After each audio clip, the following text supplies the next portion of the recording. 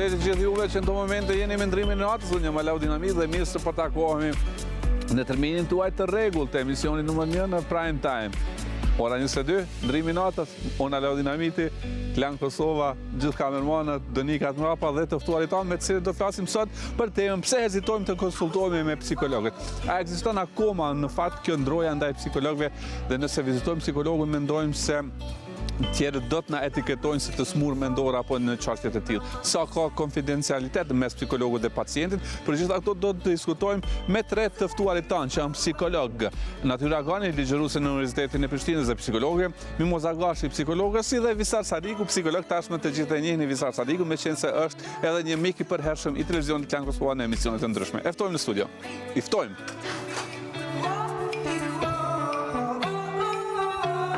Përshëndetje, mirë se erdhe. Përshëndetje, mirë se erdhe. Përshëndetje, mirë se erdhe. Përshëndetje. Sa mirë që i dhatë Visarit për parësi se ai është i vetmi këtu në mesin. I gjenis ma fullur. Grazie. Do të shohim materialin edhe kthehemi së në studio.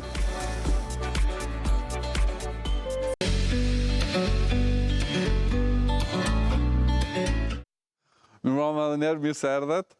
Kënaqësimi ju pas, tre psikologe përmendëm derisa shkoi edhe materialit që nuk i kemi pas asnjëherë në një studio. Kështu që po besoj që ka me qenë një temë shumë interesante dhe shumë informuese për gjithë ata që na ndjekin. Pse ne akoma kemi hezitim në fakt me u konsultu me psikolog? Po fillojmë me Natyrën meqense është këtu më afër edhe vazhdojmë tutje, mandej në formë bisedës, mos pritni edhe me avja fjallën. Sigurisht. Kënaqësi e veçantë me qenë sonte bashkë, qaq ma shumë me qenë na tre sonte bashkë. Jo shumë tipike edhe për televizionet tona dhe për diskutimet edhe debatet që bëhen. Tema shumë e rëndësishme sepse prekin mas të madhe njerëzit, do me thonë, edhe i shqetëson ata.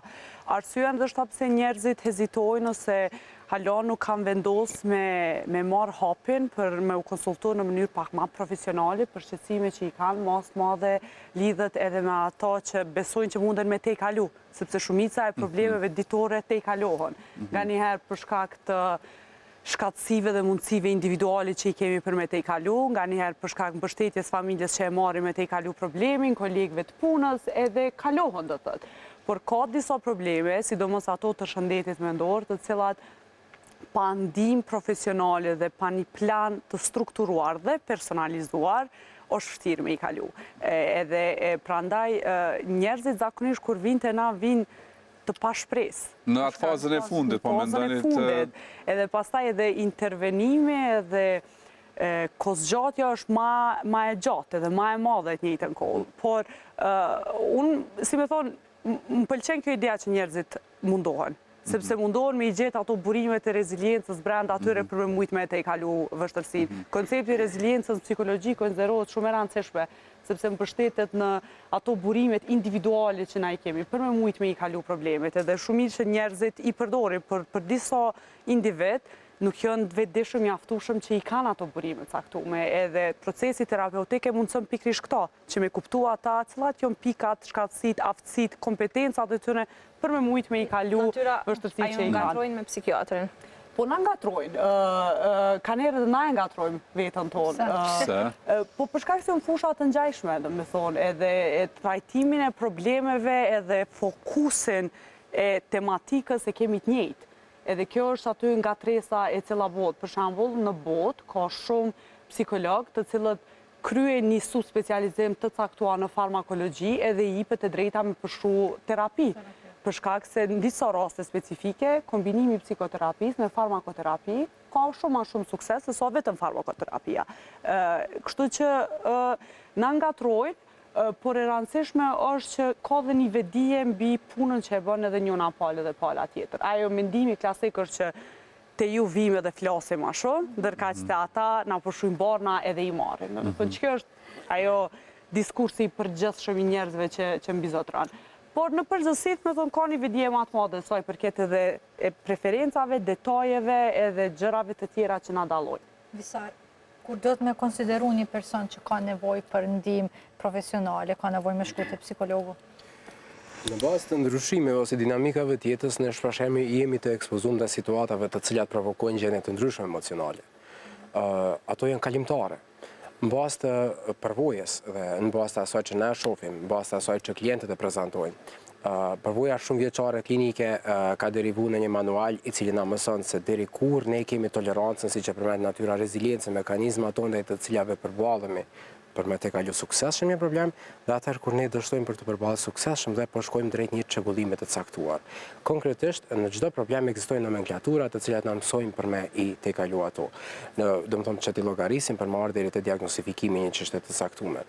Njerëzit kur përballen me një periudhë të caktuar, e cila ndikon në ndryshimet afektive, që ka të bëjë konkretisht me rënje të humorit, humbjen e interesimeve, të cilat zgjasin për një interval të caktuar, për shembull, kemi tek depresionin që është tipike deri në 2 javë ditë, atë ne shohim që personat janë më të marginalizuar për me të kalu vetë situatën. Andaj vjen momenti kur ata paraqiten për me kërku një shërbim profesional. Në bazë të kësaj ne gjithmonë mundohemi për me nda përvojat të cilat janë eksperiencat patologjike, ndoshta ose mënyra e rënies së këtij humori në momentin kur nuk ka një stresor social i cili është konkret për me e shkaktuar një rënje të tillë, ndërkohë që kemi edhe ndryshime të cilat vijnë si pasojë rrethonave sociale, humbje të natyrshme, vdekje të një anëtari të familjes, reagime të cilat janë adekuate në kontekstin social. Prandaj në momentin kur këto ndryshime na paraqiten dhe që drastikisht afektojnë jetën e klientit, atëherë është momenti kur neve na paraqiten klientët për t'i marrë shërbimet konkrete dhe adekuate. Këto shërbime janë shërbime sistematike, të cilat shpeshherë ne kemi pa mënyrën se si interpretohet roli i psikologut nëpër televizion, nëpër filma të ndryshme. Shpeshherë është imagjinuar ajo pjesa në të cilën klienti shtrihet dhe diskuton pak më shumë detaje, domethënë realisht nuk ndodh ashtu. Si ndodh? Është një seancë terapeutike. Një seancë terapeutike. Okej, ne gjithmonë duhet me pas parasysh se edukimi jonë është në bazë atë frymave të caktuara të terapisë. Ka fryma të ndryshme psikologjike të cilat i promovojnë parimet e veta në bazë të intervenimit në mënyrë që të arrijmë deri te mirëqenia e klientit. Çka neve na duhet me ditë është një seancë e zakonshme, domethënë terapeutike. Varësisht është prej asaj që prezantohet problematikat e personit, nxirret etiologjia e problemit, një anamnezë e problemit dhe në fund vjen deri te përdorimi i mjeteve në bazë të së cilave ne e vrem ashpërsinë klinike të ekzistencës së problemit dhe i hartojmë strategjitë konkrete se si me e trajtuar problem. E tash hartimi i strategjive varet nga lloji i terapisë të cilin ne vendosim për me zgjedh, sepse në asnjëherë një terapi funksionon 2 herë njëjtë për të gjithë personat. Do të jetë një terapi. Pse një seancë terapeutike në realitet nuk është sikur ajo që e shohim nëpër filma ose? Mendoj që ajo që çandon pikërisht. Jo, çështja është se gjithmonë nëpër filma ne e shohim rëndësinë asaj që të bëhemi më interesant në aspektin e ndoshta një kohës gjatë që psikoterapia mund të më zgjatë për një kohë shumë të gjatë dhe që është një plan i standardizuar nëpër seanca televizive ose nëpër filma të tilla mundon përmes zgjedh një modalitet që është më interesant për publikun, duke ndoshta edhe keq interpretuar rolin e psikologut dhe mendoj që është pikërisht ky momenti ku neve na ngatruar rolet në komunitet psikolog dhe psikiatër. Andaj mendoj që ata kanë bërë rolin e vet të reklamacionit për me promovu rolin tonë pak më ndryshe. Mimoza, a hasni njerëz të cilët e refuzojnë këshillimin me psikologun për me i u shmang atij etiketimit ky është i çmendur? Po në nashti nuk po du krejt me definu që ashtu se kjo është i çmendur, mirë për zakonisht shfrytëzohen krejt rrugë tjera dhe masanej dikush vendos me ardh te psikologu. Për shembull, rrugë tjera mund me shku me te doktori, mund me i shfrytëzu resurset shoqnore tjera të afërmit, familjen, ose nganjëherë me kqyr edhe rrugë hala tjera që janë mjekësia popullore ose diçka tillë, edhe masanej vinë edhe te psikologu. Mirë, por rezistencat janë të u pri për faktin që nashtë jemi të prinuna pak më shumë si shoqni ose është edhe dëshira të çdo njeri që me kry një diçka sa më shpejt edhe me pas një zgjidhje të shpejt efikase. Gjë që psikoterapia zgjatë, më thonë nuk kena një diçka që kryhet shpejt me 2 tableta ose një diçka tjetër, po është një proces për me seancave ku identifikohet problemi, gjenden rrugë drejt ndryshimit të asoj situate ose të atij problemi. E kjo është ajo që nga njëherë i bën me kanë ma rezistent për me kërku terapi ose me vazhdu terapien, mirë po është edhe ona tjetër që është stigma, se fakti pse përdorin në rrugë tjera është që janë ma pak stigmatizuese ose ma të pranueshme për shoqërinë. Për shembull, mundet është po ma e pranueshme në shoqërinë tonë, ma e zakonshme, që ndodh ma shumë, ma shpesh se me shku te psikologu. Pse? Unë mendoj se projektohet problemi. Po mendoj unë kam magjitëzes, që do me thonë unë s'jam fajtori, unë s'jam përgjithësi, është dikush tjetër. E përballojnë me letë me diku tjetër.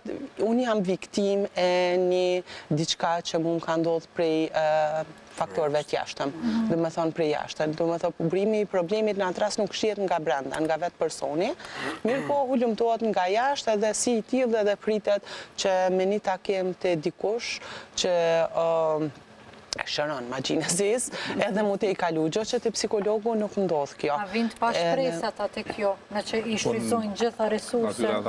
Natyra e tha që do me thonë kur janë hargju nuk ka funksionu kur gjë, tash s'po muj me qujt krejt pa shpres, po se fakti që po vinë e ka një shpres, mirë po realisht kur nuk ju ka funksionu kur gjë, edhe që të njëjtën kohën kupton që situata veç ka shku tu randu, problemi tu janë ngarku për ditëshmërinë e ti, ose të saj edhe shihet si të provojmë edhe te psikologu. Stigma shihet që është evidente, për shkak halo nëse mendojmë me poshtë që tash varet është stigma vetë nga vetja që i ka buru ose nga jashtë, po zakonisht nga jashtë është që e kanë diku qatë stigmen për veten. Me thonë, unë jam shton qatë gjendje, që unë jam të pas një rregullim mendor, sa që duhna me shku te psikologu, do me thonë, unë nuk jam në gjendje të mirë, që është një stigmë për veten, ndaj vetes, po që zakonisht vjen nga publiki, do me thonë, internalizohet nga stigma e publikut brenda vetes. Është vetëm për shoqërinë tonë dhe për shoqëri tjera, ndoshta edhe perëndimore që e kanë ma të njohur psikoterapinë? Sigur të na është një gjendje ma të shprehne, vetëm për faktin se nuk njihen hala me rolin e psikoterapeutit ose psikologut, qoftë edhe psikiatrit, mirë po sidomos me rolin e psikologut, se është një diçka e re, prapë s'kisha mujt me i thonë se gjenerata psikologjisë u bon 20 vjetë, që ekziston edhe që ka fillu si ide, po, prapë se prapë nuk janë njoftë, edhe pak është bon një farnyrë edhe vetëdisim lidhun me rolin e psikologut. Në Kosovë qoftë nga mediat, nga OJQ-t ose edhe nga vetë psikologët. Kështu që mendoj që ende duhet punë këtë drejtim për mu liru njerëzit nga stigma edhe me po një nevoj njëjtë si që është për me shku te mjeku, te doktor, nevojë e tillë është edhe me shku te psikologu për shkak si trupi edhe mendja nuk mund me kanë të ndane. Do me thonë, një problem zhvillohet brenda trupit tonë. Edhe nuk mundet me... Po, hezitimi, që nuk ka të bëjë ma me atë thënjën që okej, për para nuk mund është me shku të një psikolog të të nësë, vendi është shumë i vogël edhe nuk ka konfidencialitet, gjëra që ti folë me psikologën mund të transmetohen të kantarët e familjes. Do me thonë, kjo ka qenë një lloj hezitimi, ndoshta themi para 10-15 vjetë. A është sot shumë i pranishëm kjo arsye temë? Mundeni... Besoj që po, njerëzit kanë drejt me u preokupu me atë pjesë, sepse takohen me një person që nuk e njohen, edhe që duhet me ekspozu vetën, ndjenjat e tyne, gjendjet e tyne emocionale, vështërsit e tyne, do shta dhe tepër intime. Do shta dhe që nuk i din kërkush tjetër i familjes. Prandaj, si shqetësim, ekziston. Por, do shta dhe kjo është një mundësie mirë për ata që po na dëgjojnë me kuptu që ne kemi disa parime dhe regullat të cilat e fuqizojnë këtë dimenzion, edhe mundohemi me promovu edhe me i siguru klientat e tonë që çdo gjë e cila flitet mbetet në suaza të kësi, absolutisht, sepse në të kundërtën si jemi psikolog, atër jemi diçka tjetër, do me thonë, kështu që... Po, e di se ka pas raste tila, ndërsa po flasë para 15 vjetë. Ka raste, edhe raste... Fëmiu ka qenë te psikologu dhe pastaj psikologu i ka tregu prindet. E qartë, po tash kjo është rast tjetër. Fëmiu në moshën 18 vjeçare. Jo 18, moshën 18 vjeçare, 19 vjeçare. Kur është në moshën 18 vjeçare, psikologu është i obliguar një farë forme me ndoj informatat edhe me prindin, sa ajo është mbikëqyrësi i tij ligjor. Edhe në atë kontekst, por duhet me ndoj informata qatë sa mirët vesh psikologu me fëmijën, jo ato që ka me ndoj psikologu që duhet me kalzu gjithë shka. Duhet me pas një marrëveshje psikolog-fëmi për me tregu informata të prindi më pas. Dhe plotësisht të drejtë, dhe shpesh është trajtimet të cilat bëhen me fëmijët, me një farë mënyrë involvohet krejt familja dhe është trajtim, domethënë, qasje familjare. Trajtimi sistemik, ku dhe familja luan një rol kyç në intervenimin tek fëmiu, bazë të këshillave dhe praktikave të cilat i merr prej psikologut, sigurisht në monitorim të vazhdueshëm. Mirë, po puna është se ne gjithmonë mundohemi të sigurojmë klientët tanë në bazë të kontratës së konfidencialitetit, i cili është një dokument që masi që t'jemi, domethënë pas takimit të parë, lexohet, përmendet të gjitha anenet e caktuara dhe në fund nënshkruhet në mënyrë që klienti të sigurohet se të gjitha të dhënat të cilat diskutohen gjatë seancës psikoterapeutike, ato mbesin të ruajtura dhe domethënë të arkivuara tek psikologu, në mënyrë që ta ruajmë këtë lloj besimi. Nëse më lejoni të shtoj vetëm diçka që është tepër e rëndësishme. Është e vërtetë se mbas të kësaj vjen edhe stigma, një faktor i tillë që mundet me ndodhë, diçka e tillë ndodh që e stigmatizon ndoshta një numër të madh të masës akoma më tepër ndaj rolit të psikologut, sepse për shembull ne jemi 20 specialistë të psikologjisë klinike në Kosovë, por ne nuk mundemi të marrë përgjegjësinë për, domethënë, prej komunitetin, padyshim sepse aty hyn edhe vlerat personale e të tjera. Klienti pra një psikolog që ruan konfidencialitetin. Çështja është që më ndjeshme tani kjo kalon në formë të reklamacionit, të cilën ne s'kishim dashur me bëj. Po çështja është që klientët duhet të ndjehen të gatshëm që there's always a second opinion, dhe ndoshta është më mirë që klientët të provojnë për me gjetë alternativa derisa gjejnë veten e dytë. Profesionistin i cili ofron këtë shërbim, për shembull secili prej neve, ne jemi të specializuar, mirë po secili ofron shërbime të spektrit tjetër. Për shembull Mimoza ka një përvojshëm të gjatë me autizëm që ka punë dhe kjo duhet të jetë më e mirë se unë në punën, se unë nuk e bëj terapinë e stimulimit. Derisa Natyra ka pjesën tjetër akademike, do thotë që mbështetemi tek një tjetri për mi hartu, domethënë me ofrime të mirën për klientët. Por, meqense stigma është aq e lartë, deshta vetëm mund të lidhet te pjesa e parë. Ndonjëherë neve na ndodh që kur pranojmë klientët se kanë kriza konverzive, që janë ndryshime somatike si pasojë gjendjes shpirtërore, psikologjike, ato mund të paraqiten me ngërçe, me humbje të vetdijes, dhe shpesh ato referon për reportin e neurologjisë, vetëm që të mos jenë në psikiatri vetëm për shkak të nivelit të stigmës. Që do thotë akoma më tepër e fuqizon këtë pjesë komunitetit mënyra e interpretimit të këtyre problemeve.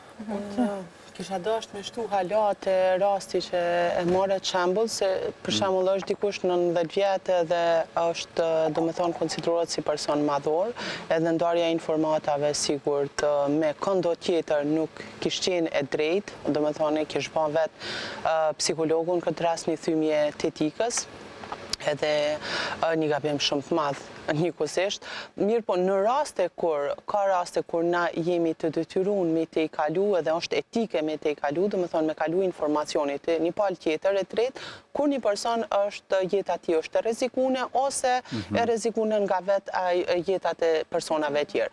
Domethënë këto raste kur kemi të rrezikune jetën e dikujt, ne jemi të obliguar edhe është shumë etike me ndaj informacionin në mënyrë që me parandalu një rrezik më të madh. Mirë po.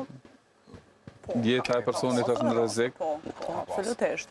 Sidomos disa raste që do shta po flasim për smundjet e varësisë, ose po flasim ndoshta për abuzimet caktume, sidomos të çrregullimet e ushqimit, kur janë marrë laksativ caktum, tash nuk po dojmë i promovu ato forma, po thjesht veç për mi ilustru, kur o dash me ndaj informatën me prinden, edhe me atë prind i cili është mas afër të fëmijët, do me thonë, sepse monitorimi ka qenë shumë e rëndësishme për procesin terapeutik, apo këto sjelljet vetëlënduese që janë, të çrregullimet caktume të personalitetit dhe disa fusha të tjera, por ka pas raste kur e kemi thy këto, kjo tash nuk ka kuptim o këto, po kur u dash me njoftu prindin për vështërsinë që e ka fëmiu këtë rast. Jemi të folë për fëmijë, por në moshat madhore, 9-18 vjeç, por në moshat madhore, për shembull, kur personi ka pas ide vetvrasëse dhe ka provu me bëu një gjë të tillë, prapë në raste të tilla kemi informuar një antar të familjes, partnerin, një shoqe, një shok, një motër. Keni dhënë shajat që kemi dhënë indikacione që monitorimi është i nevojshëm për shkak se ka raportuar gjëra të kësaj natyre. Domethënë jo specifika, por kemi dhënë alarm për me u kujdes më shumë edhe për me rujt sigurinë e klientit. Vishme shpuni diçka se edhe kjo diskutohet me klientin, ku informohet se na jemi të obligun nëse jeta jote është në rrezik ose dikujt tjetër, jemi të obligun me ndaj informacionin në raste tilla, për ndryshe gjithçka mbetet konfidenciale. Te klienti a keni shkaktuar thyrjet besimit në ato lloj në atë kohë? Mendoj që ngrit kohezionin terapeutik për shkak se shef që ka një modalitet funksionimi dhe ne gjithmonë e kërkojmë personin e sigurt. Domethënë është një person i caktuar që në rastet të caktuara të emergjencave të cilat ne gjithmonë nuk mund t'i parashojmë, mundemi me pas çësje për me kontaktu. Në të kundërtën, gjithmonë është e rekomandueshme që në momentin që ne ndjejmë rrezikshmërinë për personin, në kuadër të kontratës së konfidencialitetit ne mbajmë të dhënat për adresën. Nëse nuk kemi një person të sigurt, personi i sigurt referohet personin i cili ka kontakte vazhdueshme me klientin që nuk është involvuar në aspektin terapeutik, është e detyrueshme të njofton edhe autoritetet. Dhe kjo gjithmonë është vetëm për mbrojtje të klientit në çdo situatë ku ai mundet të marrë ndoshta në kryerjen e vendimeve ose aplikimin e tyre të cilat më vonë mundet me qenë domethënë jo të dobishme. A mendoni që kosovarët anashkalojnë kujdesin për shëndet mendor? Absolutisht. Dhe këtë gjithmonë e shohim bazat të saj se kur vijnë klientët gjithmonë është një çështje e cila ata prezantojnë simptomen, manifestimin e problemit, po jo bazën e saj. Ndonjëherë shpeshherë kur na fillojmë për me diskutuar ato ti has në rezistencë, jo, problemi është e gjumi, on gjumin se ka mirë, s'ka gjë të gjanta të tjera, ose lukthi po më them, domethënë është gjithmonë ajo. Dhe gjithmonë mundohem për me e kalu në bazë të përdorimit të organik. Marrin suplemente të caktuara të cilat mendohet se munden me u ndihmu, ja atribuojnë problemin si e përmendi edhe Mimoza, domethënë një kohë tjetër, vetëm që s'mos jem unë domethënë ai që po vjen për me, po unë sa kohë merr pikërisht kjo hap ndërsa dorëzimi i klientit, edhe pse vjen, po e manifeston në forma ndryshme, e shpreh ndërsa problemin në forma ndryshme. Sa kohë merr derisa personi ose klienti në rast hapet totalisht edhe tregon atë se çfarë mundon se unë mendoj ndoshta kjo vjen edhe si pasojë edhe shkollimit ton, që nuk kemi mësuar me pas mendim kritik ose kur kemi qenë të vogël përgjithësi, për zhvillimin emocional, nuk është dhënë drejt ai fjalës në farforme, rre aty se ti po. Edhe kjo ndoshta nuk dim në edhe me shpjegu dhe na duket që është diçka tragjike edhe me sa kohë shkon krejt kjo seancë ndoshta tek ne kosovarët përgjithësi. E kisha pa ndryshe, pak më ndryshe se edhe kur vjen me simptomat një person tu anku për simptomatologjinë edhe tu dash me rahatu simptomatologjinë, jo çdo herë ndodh se po më shef diçka, nuk është edhe i vetëdijshëm se diçka tjetër fshihet prapa simptomatologjisë. Po ajo që nuk di me u shpreh. Pikërisht. Nashti që nuk di me u shpreh ose nuk e di me etiologjinë e problemit, se ka shumë probleme që ndodhin që në fëmijërinë e hershme kanë bazën atje, edhe ose në foshnjëri, edhe vetë personi nuk është i vetëdijshëm se që nga ajo kohë ka filluar me u zhvillu një problem, po ka mri kulmin e vet gjatë jetës, gjatë përvojave të jetës, domethënë janë stresu, streset, janë akumulu streset edhe ka ardhur ta zojmë deri te një shpërthim i ankthit. Se ankthi shkon në formë piramidale ku stresohen përvoja që nga fëminia dhe mrim deri te një gjendje ndryshe, ku personi ndihet ndryshe edhe vjen për pasojat, për simptomat ndryshe. Për shembull, apo kam ngushtim të frymës, gjersitje, gjëra të tilla, masi ka kaluar te mjekt, edhe mjekt nuk kanë gjetur ndonjë bazë organike, vjen, po domethënë nuk është i vetëdijshëm se thot nuk më ka ndodhur kur gjë, po ne se realisht nuk ka ndodhur kur ose edhe në ai situatë shqetësuese nuk ka pas, po situata shqetësuese kanë qenë më herët. Kështu që domethënë koha mundet me qenë varësisht prej nivelit të personit, të vetëdijsimit ose sa ai ka eksploru edhe të rrethonave në cilat Po rafërsisht se pikërisht kjo po lidhet që me atë pyetjen që e bona që ne gjithmonë po flasim si shoqëri, kemi qenë prirur me qenë të heshtur, ta na shkalum, jo më gjithmonë me u pyet, edhe nëse ka ndodhur diçka e keqe deri vonë, edhe në rrethin familjar gjithmonë është mbuluar me u shukat ajo punë, me u lënë pak si në heshtje edhe duke mos se diskutu me u te i kalu. Mirë po elefantin dhe unë gjithmonë kanë qëndruar. Ashtë gjare. Po. E kjo sa gjatë ashtë e naj kjo zbërthem, ose kjo... Ekziston një minimum i caktum, i cili mendohet që është minimumi për me ndihmu klientit me kalu në për procesin. Po dikun me 7 deri në 10 takime së paku. Deri në 12, më varë çfarë drejtimi të psikologjisë tash i takon. Kjo ka shumë duhet me këto. Nëse jetu fol për ta zojmë terapinë behaviorale kognitive, pak ma pak. Nëse jetu fol pak për diçka çështje psikoanalitike, ma gjatë. Ose është humanistike që pikërisht, por së paku 7 deri në 12 plus minus do me thonë që aty, sepse qaq mendohet që është e nevojshme për klientin me kalu në për procesin, me dhe me punu paralelisht ma ndenë që ato dimenzione që i përmenën Visari edhe Mimoza. Unë veç kisha pas dëshirë ndështë të këtu roli i familjes, se menoj që kjo është shumë e rëndësishme. Gjuha jonë është shumë e pasun, kuptimin e emërtimeve për emocione, për gjendje, edhe jep mundësi për me shpreh vetën jashtëzakonisht shumë. Në anën tjetër, kur klientat vinë të na, ato që ata i japin si mbjemna për gjendjet e tyre është jashtëzakonisht shumë e limituar. Pikërisht për faktin se na nuk flasim kontekstin familjar për këto. Një rol të madh tash në këtë drejtim luajnë çdo variablat individuale, arsimimi, statusi socioekonomik, gjendja ose më mirë me thonë edukimi i fëmijët, edhe këto elemente tjera luajnë një rol të caktuar. Por një dimension shumë i rëndësishëm i procesit psikoterapeutik është psikoedukimi. Na mundohemi që paralelisht me funksionu në 2 dimensione, me eduku kuptimin etiologjisë dhe procesit klientin, me i tregu shka po ndodhë, pse ti po të zihet fryma, pse vjen dhe që ato nuk vjen, pse zemra po dënë tu kam shel një arterje gjakut, po pse diçka tjetër o të ndodhë me ty, edhe me edukun kuptimin e, okej, kalzon, çfarë emocione i ki, qysh është, tek është, jep mi 3-4 emocione të ndryshme për një gjatë caktuar tash.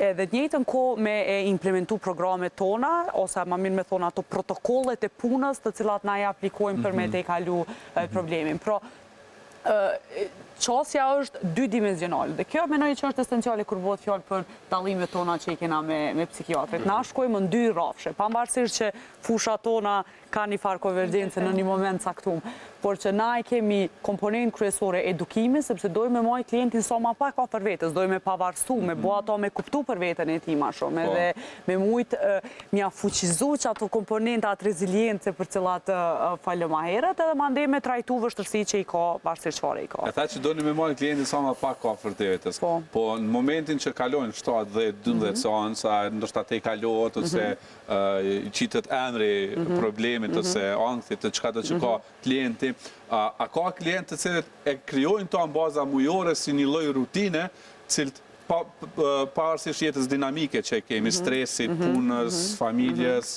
shoqërisë, këto, që vinë vetëm sa për të shpreh, për bisedu, për të vazhduar to, sepse e konsiderojnë se është një gjë e nevojshme.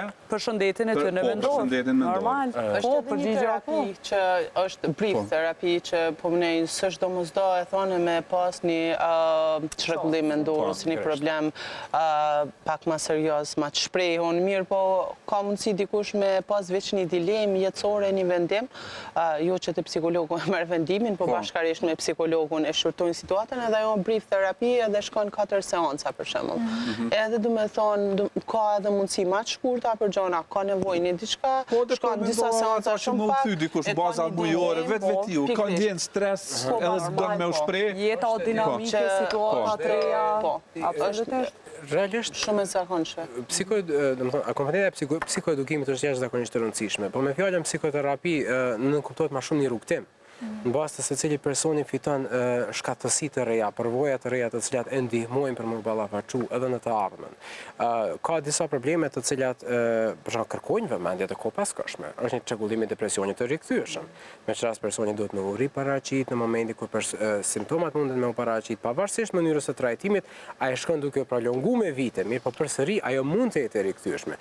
Andaj këta kanë dëshirë që me u siguru dhe kohëpaskoje bëjnë një vizitë për të parë mënyrën e funksionimit, a është gjithçka në rregull, rregull, cila është në probabiliteti që me pas, sigurisht ndonjë rikthim të tillë, e të tjera. Mirë, po njerëzit paraqiten. Dhe është shumë e rëndësishme kur fitohet besimi, pastaj ai arrin për me ndërvepron shumë lehtë, ndërkohë që me personat të cilët ndoshta kanë për herë të parë, gjithmonë intervenohen përmes psikoedukimit, në mënyrë që t'i atribuojmë simptomat në adresën e drejtë. Domethënë të kuptohet që nuk është baza fiziologjike, sepse neve zakonisht na vijnë persona të cilët veç që kanë kaluar aspektin e ekzaminimit mjekësor. Domethënë i kanë eliminuar të gjitha shkaqet mjekësore dhe kuptohet që ka një manifestim i cili vjen si pasojë gjendjes shpirtërore, psikologjike. Po flasim për klienta që vijnë me dosje. Do thonë edhe ka shëtit në përkrejt, do thonë prej incizimeve thella trunit deri te analizat e gjokut të rutinore. Nuk është adresa parë. Edhe po të jetë e para na e referojmë. Edhe në raste të tilla kur na muj me dyshu se diçka nuk ka rregull, muj me thonë kemi nevojë me bëu një CT trunit me këqyr, a ka diçka organike aty, mos ka ndaj mas tumoroze për shkak që pe hub të folunit ko pas kohe. Ose memoria. Ose memoria, se na kemi për detyrë dhe obligim me psikologët e psikologu. Na kena diçka që quhet, na kemi diçka që quhet supervizion. Edhe shkor pa e rëndësishme kena diçka që quhet intervizion. Do të thonë po është na njëri me tjetrin, po që ka një formë të strukturuar, me pyetje konkrete dhe ku na paraqesim dilemat tona për gjatë procesit psikoterapeutik. Konfidenciale dhe këto. Absolutisht, kjo është brenda komunitetit. Pra në ato takime nuk flitet për klientin, flitet për neve. Çfarë kanë qenë përjetimet tona në ballafaqimin me atë klient. Për shembull, disa ngjarje që i prezantojnë klientat mund me qenë shumë emocionale dhe traumatike për neve. Për shembull, rastet e dhunës në familje, abuzimeve individuale. Edhe që shreagoni ju në atë moment? Po reagojmë që ashtu që duhet me reagu, se na jemi që e një njërzore dhe i përjetojmë ato, do me thonë, na jemi aty prezent. Ka raste kur na e bashkëndjejmë atë shumë rastin i cili tregohet, po pa e leju që me përjetu rastin, do me thonë, sepse na nuk jemi aty për neve, na jemi aty për tjetrin. Edhe në këtë kontekst, to takimet e tona, do me thonë, kam për fokus pikërisht këto, ku na paraqesim dilemat tona personale, vështërsitë tona, ballafaqimet tona, streset tona, kur jemi has me një klient të caktuar.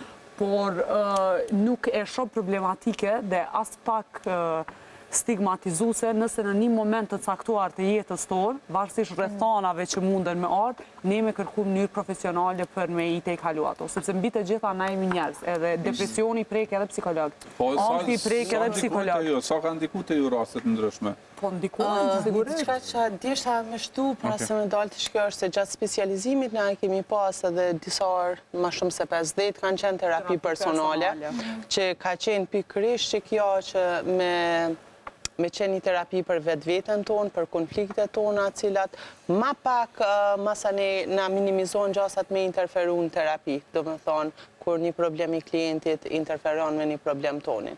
Që kjo ka qenë një diçka që besoj se cili prej nesh e kina te kalu të pakten problemet tona ose vlerat tona qysh mos me interferu te klienti, edhe ajo ka qenë realisht terapi të psikologu, që jena konë të obligun, shumë mirë që edhe jena konë, terapi grupore edhe ka qenë edhe individuale, realizune, kështu që do me thonë veç është, na veç kemi qenë se cili prej nesh të psikologu. E përmende që po problemet tona që mos me ndiku të pacienti këtë rast kur ju keni probleme personale, që nërta një ditë keqe, se qka do të probleme, qka ndodh, a duhet merë një patjetër me pacientët që me klientët e pacientët. Se na e vrujmë fiksit e mos stigmatizimit, me thonë si konsiderojmë si pacient. Po pse, a keq, me thonë pacient? është ma patologizuese, mundohemi mi dho një konotacion dhe është pak ma të lehtë për me pozitiv për me. Klient, pra. Klient. Ose klient ko të ndryshëm, vëmnoj, klient fushat të tjera, kështë dhe stigma është ma e vogël.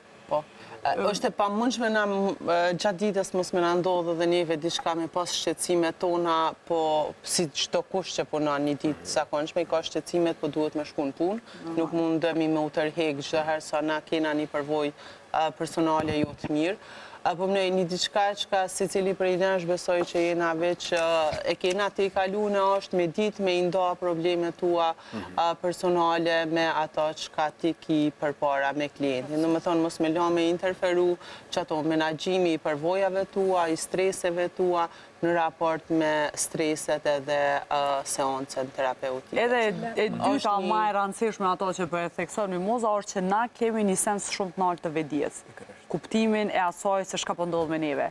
Ne paralelisht jemi aty për klientin, po të njëjtën kohë jemi shumë të vedishëm shka të ndodh dhe me neve. Se një ndjenjë e caktume, e raportume, mundet me ngjatë një përvojë shumë specifike të une, për shembull. E një përvojë ma hershme, në fëmirinë e hershme, ose një marrëdhënie traumatike, ose një humbja një antarit familjes, do me thonë, këto e në gjana që në ndodhin. Prandaj, kjo vedia jonë shumë e lartë, edhe njëkohësisht kjo aftësia jonë për mi nda problemet tona prej të tjerve, është pikërisht që kjo që neve na rruan, po të njëjtën kohë e fuqizon edhe marrëdhënien që kemi me klientin. Shife, është një gjë interesante, për shembull në komunitet ne kur provojmë për me nda një problem me shokun ose shoqen dhe kur jeni të lidhur emocionalisht realisht i ndjen për shokun ose shoqen.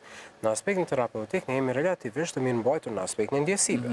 Dhe kjo është në bazë të parimit për shembull të pjesa të dëgjuarit aktiv që ka të bëjë me empatinë. Qenit në pozitën e personit, mirë po jo me ecë me pozitën e tij. Domethënë përderisa nëse shohim personin në aspektin, na i thojmë simpati, edhe kur ndjen keqardhje për atë se çka është duke ndodhur, kjo nuk do të ndihmon klientin, edhe ata nuk do të vinë tek ne për më na pas se sa keq na po ndihemi për pozitën që e kanë. Pikërisht kjo niveli vedis që neve na bën për me pas këtë shkëputje, po ndërkohë që ne jemi vazhdimisht duke përcjell prezant se çfarë. Na jemi shoqëri patriarkale dhe gjithmonë na pëlqen që problemet me i majt brenda kulmit të shtëpisë, a kanë klientët për krajën e familjarëve kur vinë për këshillat e psikologut, sepse problemi po dal jashtë dyrëve të shtëpisë dhe po diskutohet me një njerëz të huaj. Shife, kjo është çështje subkulturash. Nuk mundem me thonë sigur, po mundem me fol vetëm për përvojësime personale. Unë kam vërejtë që personat të cilët vinë nga lokalitete pak më të hapura e kanë mbështetjen familjare dhe shpesh edhe janë të shoqëruar nga familja për marrë një shërbim të caktuar. Mirë, po ndonjëherë na ndodh që ka studentë të cilët vinë për me studium brenda, domethënë qytetit, dhe atyre u shfaqet një problem, i ngjashëm me nëse depresionin dhe ata referon për me marrë një shërbim të caktuar që ata dhe vetë edhe pse vinë preferojnë që të mos e di familja. Për shkak të edhe realisht nuk e di. Dhe kjo ndodh pikërisht për shkak të qëndrimeve që familja mund të kenë ndonjë shërbimi të tillë e që ndonjëherë edhe mund të jenë, domethënë, jo fuqizuese ndaj aspektit terapeutik. Por kjo do të thonë gjë negative. Jo, mendoj që është gjë e mirë ose që megjithatë personi ka marrë një vend të rëndësishëm. Dhe ajo që është më rëndësishme është që në një moment caktuar këtë një familjarit të ti, cili kalon e për vështërësit njëjtë, klienti jonë ka me qenë gjendje me dhonë referencë, do me thonë, kështu që nuk është domosdoshmërisht gjë e keqe. Po, unë nuk e shoh edhe te i mase problematike nëse njerëz nuk dojnë mi folë të sana brenda shtëpisë. Mënoj sepse dojnë mi rujt antarët e tjerë, nuk dojnë me ndryshu imazhin, qysh të tjerët i shohin ata. Do me thonë, ka shumë faktorë tjerë kontribues aty. Ose tonë me rujt privatësinë vetë. Tonë me rujt privatësinë e tij, sigurisht që është totalisht normal. Po shoh çka ka këtu. Mirë, po në çështjen tjetër, ata edhe mund të mos ndihen të kuptuar. Kjo është pjesa që ata kanë më të nevojshme. Shife, realisht, kjo nuk ndodh vetëm tek ne. Këshilla, do me thonë, gjithmonë nuk e mirë. Këshilla ka njerë është ma e dëmshme se sa veç mos me dhonë këshill fare. Kështu që veç gjedhin me heshtë edhe mos me diskutu, po me kërku këshilla profesionale dhe strukturume të cilat i afrojmë na, sigurisht. Kjo nuk ndodh vetëm te ne. Kjo nuk ndodh vetëm tek ne. Realisht kjo ndodh të gjitha vendeve. Brenda ato një familjar i familjes mundet me marrë shërbime të vazhdueshme afatgjatë dhe familja të mos jetë në dieni. Pikërisht kjo nuk e komplementon nuk e dëmton aspektin terapeutik, vetëm se personi fuqizohet brenda kësaj dhe veçanërisht mundet me promovu rolin e marrjes së shërbimeve. Tek ne jemi më të fitë dhe nuk jemi individualista siç janë për shembull vende tjera perëndimore, siç janë amerikanë që kanë shumë të zakontë vizitën tek psikologu. Lidhja familjare tek ne është ende shumë e ngushtë, për këtë arsye ndoshta shkurja tek psikologu është shumë më e vështirë në Kosovë se ç'mund të jetë në Amerikë. Shife, me një perspektivë tjetër, psikologjia në Kosovë ka 20 vjet. Prandaj ne nuk mundemi me pritë që të jemi në trend me ato se çfarë ndodh në Amerikë, sepse ata kanë një kulturë afatgjatë dhe kanë sigurime shëndetësore që i mbulojnë këto shërbime, do të thonë janë të promovuara thellësisht në komunitet.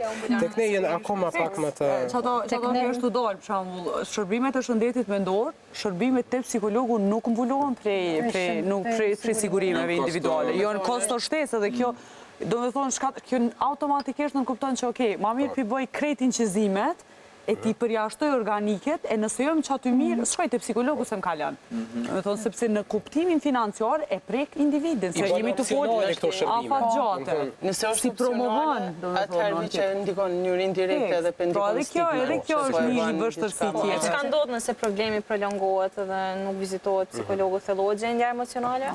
Thellohet ashpërsia klinike. Kur ne i pranojmë klientët dhe ne vendosim që në bazë të simptomave të prezantuara të aplikojmë shkollet të caktuara për të pasur cili problem po vjen pa, atëherë na shohim që personat të cilët kanë pas një kohë të gjatë të manifestimit të problemit, ashpërsia klinike është ngritë. Që do thotë prej një problemi i cili mund të jetë i lehtë, relativisht i moderuar, i rënd dhe jashtëzakonisht i rënd. Dhe në momentin që, për shembull, do ta marrim si shembull që ka persona të cilët kërkojnë trajtime alternative. Dhe çfarë ndodh? Ata marrin një shërbim të caktuar, mirë po ashpërsia klinike e problemit vazhdon për shkak se ai shërbim nuk është adekuat dhe nuk është i dizajnuar për një çrregullim të caktuar.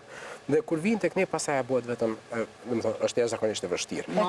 Çrregullimet nuk shkojnë vetëm, shkojnë komorbide, shkojnë më shumë se një, kështu që ti nëse në fillim ki pas veç ankth, mas 6 muaj, një vjeti, kemi mujtë me pas në depresion. Me do në kam e të shku të dy atë bashkë, kemi pas dy vështërsi edhe funksionimi, A din t'i dalojnë, t'i ndojnë nga njëra tjetra? Njerëzit, ndoshta, borët si variablave individuale, po s'është këtë që rëndësishme. E rëndësishme është ata me qenë gjendje mi emëru gjendje të tëne, edhe simptomatologi. Se për shkak Alaudin nuk është një depresion. Ka raste, por jo gjithmonë, në varet edhe prej. E si diagnostifikoni, për thamë kushtimisht këta klientë që vinë, a keni një testim të realitetin duke që quhet ajo? Jo, janë procedura standarde të cilat janë të hartuara në mënyrë efikase vetëm për me identifikuar simptomat dhe nivelin e tyre të manifestimit. Dhe nuk është vetëm një, janë disa të tilla, të cilat duhet të zbatohen me përpikmëri dhe radhazi për të ardhur deri tek një rezultat i sigurt. Në çështjet e komorbiditetit, siç e përmend Natyra, bëhet gamë gjere inventarëve në mënyrë që ne të dimë dhe gjithmonë është edhe përshtypja klinike ku ju vjen një konkretisht se çfarë ndodh me jetën. Gjykimi klinik që është jashtëzakonisht i rëndësishëm dhe shpesh herë ne jemi shumë të rezervuar që të vim deri tek një diagnozë përpara se me taku personin të paktën për 4 deri në 5 hera për shkak se gjendjet e tij ndryshojnë. Është jashtëzakonisht e gabueshme që na ta shohim për herën e parë dhe për herën e parë ti vendosim ne. Dhe kjo na ç'ndodhin. Unë babën e kom psikiatër, kështu që dilema jonë në diskutim jonë më e madh vjen pikërisht kështu edhe arsyetimi që e bën është që navi që jemi mazot i kapim shpejt simptomat, edhe kjo mundet më konë mirë në një dimenzion, por në një dimenzion tjetër është stigmë. Ti pe emëron me diçka një dikant. Jemi shumë, a pranoni të afër që të vinë të konsultohen? Shoqëri? Jo? Për këtë Mimozën, i kemi të tjerët. Realisht është ide shumë e mirë me referu, se sa edhe me provu. Te na është pak një problematik që të njohë se kam një të afërm psikologët dhe të nëton pak se dhe në formë muhabeti me ngrit. Kretë është në rregull në formë muhabeti si afërm, po një qyshe kishë ngrit si problem edhe me një tjetër antar të familjes që s'kish pas me të boj me psikologjit. Në raste shumë normale dhe që i shkon shumë profesionale është me referu të kolegu për shkak që ka situata tjera, cilat mujnë me referu raportet tona që i kemi, ma shumë se sa raporti klient-psikolog. Shumë, pse nuk duhet me hezituar me ardhë të psikologët? Sepse shëndeti mendor është jashtëzakonisht shumë i rëndësishëm për funksionimin tonë. Vetëm kur kemi shëndet mendor të mirë, na mujnë me e shfrytzu optimumin tonë edhe me donë ma të mirën për neve. Në të kundërtën gjithmonë kemi me pas vështirësi. Nuk mundet me qenë një trup i shëndosh pa një mendje të shëndosh. Çështja është që derisa na si komunitet e vrejmë që shëndeti mendor është esencial për një funksionim të mirëfillt, na kemi vazhduar me pas probleme, andaj që ta promovojmë sa më tepër që ta përmirësojmë mirëqenien e përgjithshme të komunitetit.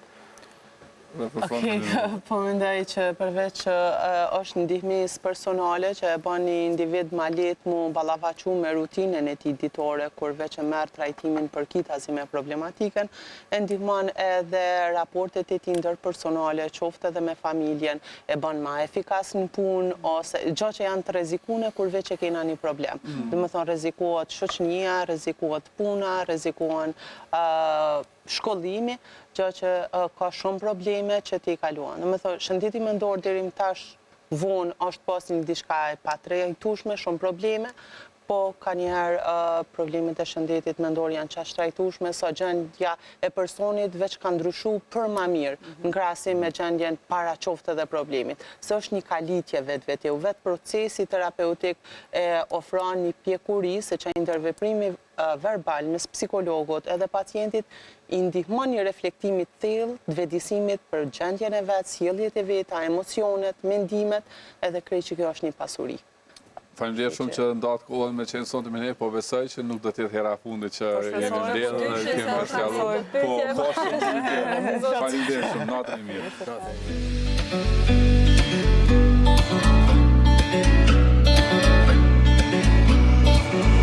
I was running for the hills, and you know about to